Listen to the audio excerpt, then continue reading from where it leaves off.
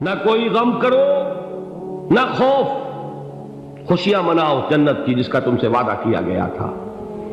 اللہ کی ربوبیت پر اطمینان جب انسان کو ہو جاتا، میرا رب اللہ ہے، ربی اللہ، انسان کے لیے نہ کوئی کھٹکا، نہ کوئی خطرہ، نہ کوئی خوف، نہ کوئی حزن۔ جو کچھ ہو رہا ہے کس کے اذن سے ہو رہا ہے؟ اللہ کے اذن سے۔ اللہ کے اذن کے بغیر پتہ تک نہیں ہلتا۔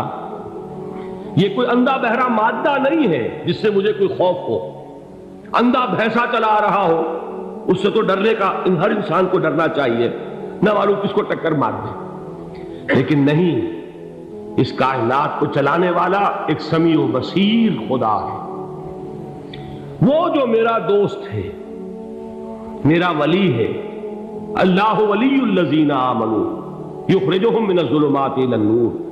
اللہ اہل ایمان کا ولی ہے، ساتھی ہے، پشت پناہ ہے، مددگار ہے، حمایتی ہے۔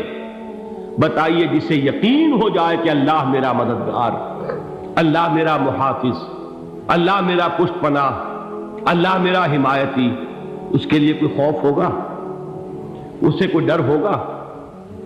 میں مثال دیا کرتا ہوں ایک بہت سادہ، پنجاب کے دیہات کی۔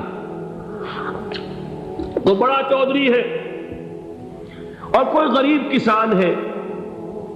اس غریب کسان کے جانوروں کو ہر وقت اندیشہ ہوگا چوری کا، کوئی میری بھینس کھول کر نہ لے جائے، کوئی میرا بیل کھول کر نہ لے جائے۔ لیکن جس کے بارے میں یہ سب کو معلوم ہو کہ وہ جو بڑا چودھری ہے وہ اس کا دوست ہے، اس کی بچیا کو کوئی خوف ہوگا؟ اس کی بھینس پر کوئی ہاتھ ڈالے گا؟ اسے کوئی اندیشہ ہوگا؟ نہیں۔ کیوں؟ کہ وہ بڑا چودھری، بڑا اس کا یہاں کا سردار، جاگیردار، سب کو معلوم ہے وہ میرا دوست ہے، کوئی میرے خلاف اقدام نہیں کر سکتا۔ اس دنیا میں یہ چھوٹی سی بات اگر آپ کے دلی اطمینان اور سکون کا باعث بن سکتی ہے تو ذرا تصور کیجئے۔ میں لفظ تصور استعمال کروں گا صرف اس لیے کہ اس کا ہم جس کو کہتے ہیں ادراک اور شعور کر نہیں سکتے، اگر کے ساتھ کر سکتے۔ اگر یقین ہو کہ اللہ میرا مددگار اور یقین ہو کہ اللہ ہر آن میرے ساتھ ہے، پھر کوئی خوف؟ کس کا خوف؟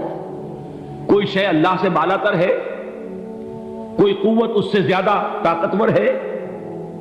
کوئی اس کے ارادے کو بدلنے والا ہے؟ کوئی اس کی مشیت کے آڑے آنے والا ہے؟ یہی بات ہے جو حضور نے فرمائی، یہ ایمان کا حاصل ہے لب لباب، کہ دیکھو اچھی طرح اس بات کو ذہن نشین کر لو۔ اگر تمام انسان مل کر تمہیں کوئی نقصان پہنچانا چاہے، نہیں پہنچا سکتے مگر جو کچھ اللہ نے لکھ دیا ہو، اور تمام انسان مل کر تمہیں کوئی نفع پہنچانا چاہے، نہیں پہنچا سکتے مگر وہ شے جو اللہ نے طے کر دی۔ آپ پھر میں کہوں گا ذرا طاری کیجئے، اسے فرض کیجئے، اسے سوچئے۔ اگر اس حدیث پر ہمارا دل ٹھکا ہوا ہو تو کسی سے ڈر ہوگا؟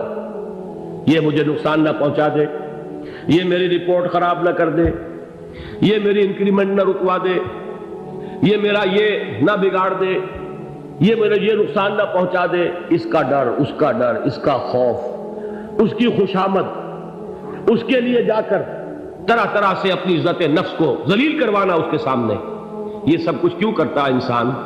جب سمجھتا ہے کہ اس کے ہاتھ میں میرا کوئی نفع ہے، اس کے ہاتھ میں میرے لیے کوئی ضرر ہے، یہ مجھے کوئی غضب پہنچا سکتا ہے، یہ مجھے کوئی نقصان پہنچا سکتا ہے، یہ میرا کوئی کام بنا سکتا ہے، یہ میری کوئی ضرورت پوری کر سکتا ہے، اسی کا نام شرک ہے۔ جہاں آپ نے یہ سمجھا کہ غیر اللہ کے اندر کوئی طاقت موجود ہے، وہی شرک ہے۔ بتوں سے تجھ کو امیدیں، خدا سے نو امیدی، مجھے بتا تو صحیح اور کافری کیا ہے؟ شرک تو یہ ہے۔ جس پر بھی تمہیں یہ خیال ہے، کلمہ ہے یہ کلمہ سوم، لا حول ولا قوت الا باللہ، ذرا اس پر دل کو کبھی اگر آپ تصور کریں، پھر فرض کریں، دل ٹھک جائے اس پر، کوئی طاقت نہیں۔ یہی بات تھی جو شیخ عبد القادر جیلانی رحمۃ اللہ علیہ نے اپنی وصیت میں اپنے بچے سے کہی۔ 11ویں دینے والے ہیں، لیکن حضرت شیخ عبد القادر جیلانی کی وصیت اور تعلیمات کو کتنے لوگ ہیں جانتے ہو؟ یہ جن مقامات تک پہنچے ہیں وہ کس چیز کی بدولت پہنچے؟ انہوں نے جو پیغام دیا وہ کیا تھا؟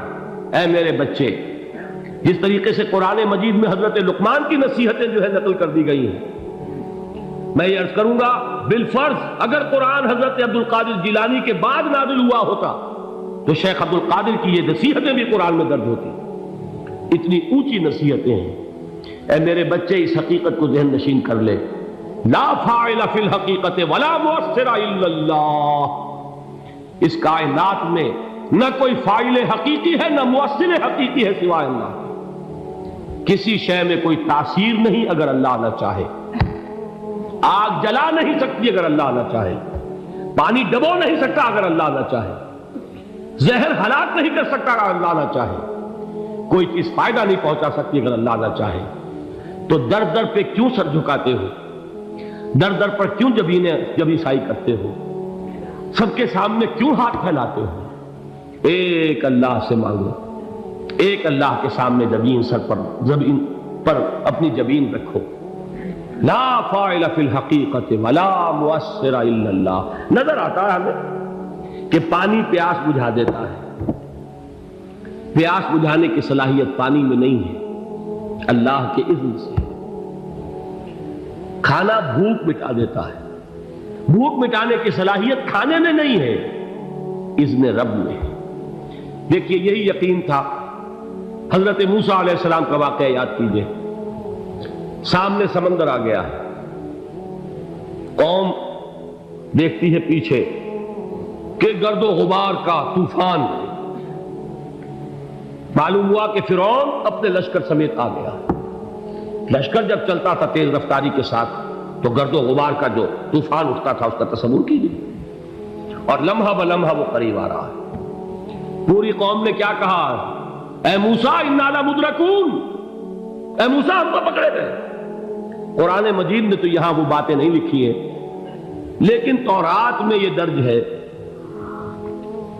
کہ بنی اسرائیل جھگڑنے لگے، دست و گریبان ہو گئے موسیٰ کے ساتھ۔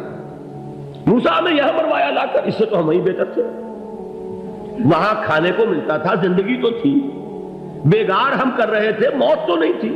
اب جو کچھ ہوگا اس کا تصور کرو، جس طریقے سے ہمارے ٹکڑے اڑائے جائیں گے۔ تو لڑ رہے ہیں حضرت موسیٰ علیہ السلام سے، یہ تورات کی تفصیل ہے۔ قرآن میں صرف اتنا آیا ہے، پریشان ہو کر انہوں نے کہا انا لمدرکون، موسیٰ ہم کو پکڑے گئے۔ اس وقت موسیٰ کا جواب کیا ہے؟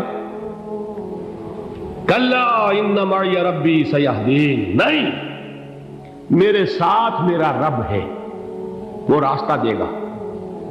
بتائیے کہاں راستہ نظر آ رہا ہے؟ یہ ہے ایمان بالغیب۔ راستہ نظر نہ آئے تب اللہ پر یقین ایمان ہے۔ جیب میں پیسے ہوں اور تب دل کو اطمینان ہے تو ایمان کس پر ہوا؟ پیسے پر، اللہ پر نہیں۔ جب وسائل و ذرائع نہ ہو اور پھر یقین ہو کہ اللہ مسبب الاسباب ہے، وہ اسباب کا پابند نہیں ہے، وہ اسباب کا محتاج نہیں ہے، اسباب اس کے محتاج ہے۔ اگر یہ یقین ہے تو اللہ پر ایمان ہے، یہ نہیں ہے تو تمہارا ایمان اسباب پر ہے، وسائل پر ہے، ذرائع پر ہے، مادیات پر ہے، اللہ پر نہیں۔ اس وقت کہاں راستہ تھا؟ کوئی راستہ تھا؟ سمندر ہے اور ادھر سے لشکر آ گیا ہے۔ کلا ان معی ربی سیہدین۔ اب دیکھیے ایمان کہہ دینا آسان ہے، ہوا معکم اینما کنتم، جہاں کہیں بھی تم ہوتے ہو اللہ تمہارے ساتھ ہوتا ہے، لیکن اس کا یقین قائم ہو جائے تو زمین و آسمان کا فرق واقع ہو جائے۔ یہی بات ہوئی حضور کے ساتھ۔ غار ہے، چھپے ہوئے ہیں محمد رسول اللہ اور آپ کے وہ یار غار ابو بکر صدیق رضی اللہ تعالی عنہ۔ اقبال نے حضرت ابو بکر کی شان میں چند اشعار کہیں صرف، لیکن واقعہ یہ ہے کہ بھاری بھاری نظموں پر اور قصیدوں پر بھاری، طویل ترین